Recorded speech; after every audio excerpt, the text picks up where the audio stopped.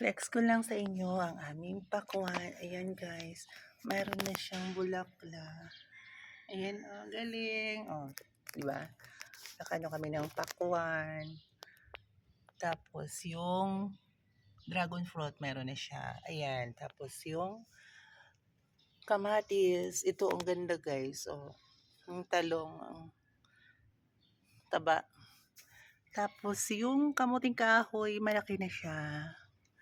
Tapos nakakatuwa kasi yung tanim naming mga munggo, meron na siyang bunga. Ayan, nagsisimula na siya.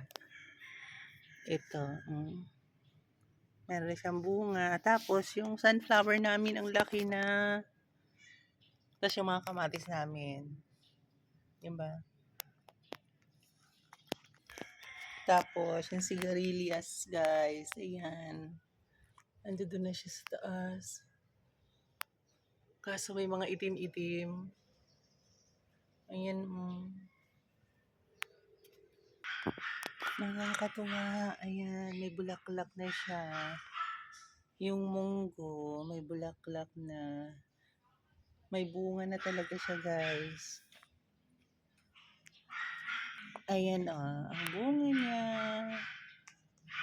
Ayan. Lalo na tong mga sili, guys. Ayan. Tapos ito, hindi ko alam kung ano to, bell pepper. Kasi ganito yung kanyang, ayan. Bell pepper yata to. Kasi yun, ang dami, ang ganda. Mas malaki na ang papaya.